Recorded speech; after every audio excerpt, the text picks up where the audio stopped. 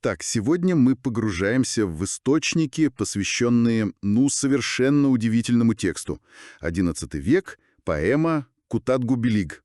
Да, здравствуйте. Это действительно текст особенный. Не просто стихи, как я понимаю, а что-то, что легло в основу многих тюркских культур. Вот хочется разобраться, в чем тут секрет. Почему это важно до сих пор? Совершенно верно. Это памятник мирового значения. Его создал Юсуф Баласагуни, и это было в государстве караханидов, довольно мощная такая держава в Центральной Азии. Угу. И поэма, она как зеркало той эпохи. Что интересно, вот источники намекают, что ее появление могло быть, скажем так, ответом на политическую нестабильность. То есть была борьба за власть, и он так... Возможно, да. Борьба внутри элиты. Так что это не просто литература, это глубокий философский и, я бы даже сказала, управленческий трактат. И ведь не зря он его написал. Юсуф Баласыгуни же преподнес поэму правителю Кашгара. Да-да. И получил высокий титул. Хас-Хаджиб. Хас-Хаджиб, точно. Это, по сути, должность как главный советник, управляющий двором. Очень высокое положение. Поразительно.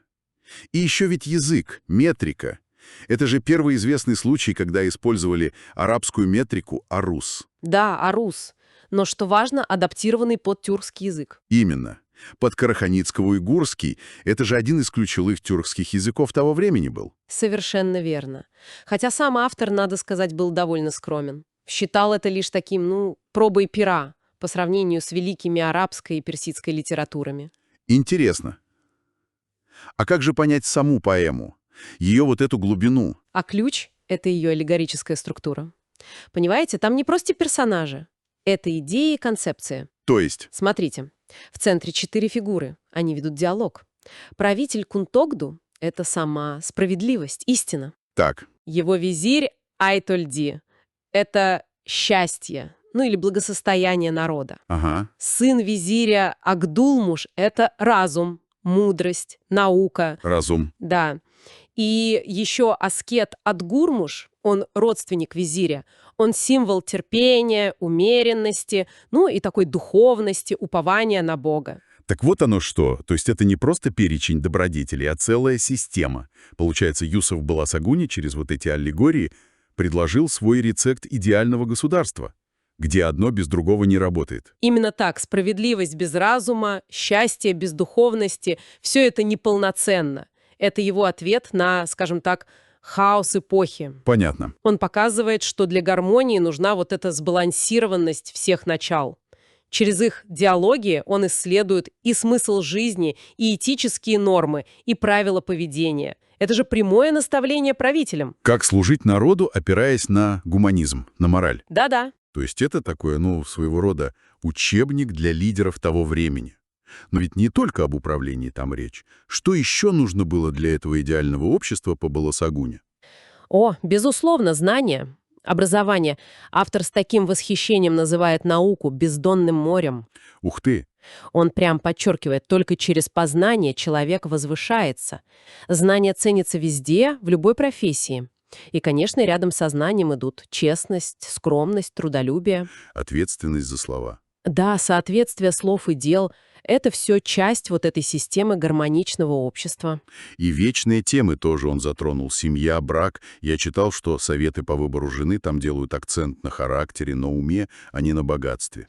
Совершенно верно. Не на богатстве и не на внешности даже. Характер и ум, и воспитание детей, и уважение к старшим — это все формируется в семье, как в основе общества.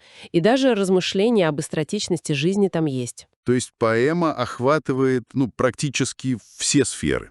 Да. И что еще крайне важно, это ведь бесценный исторический источник. Вот.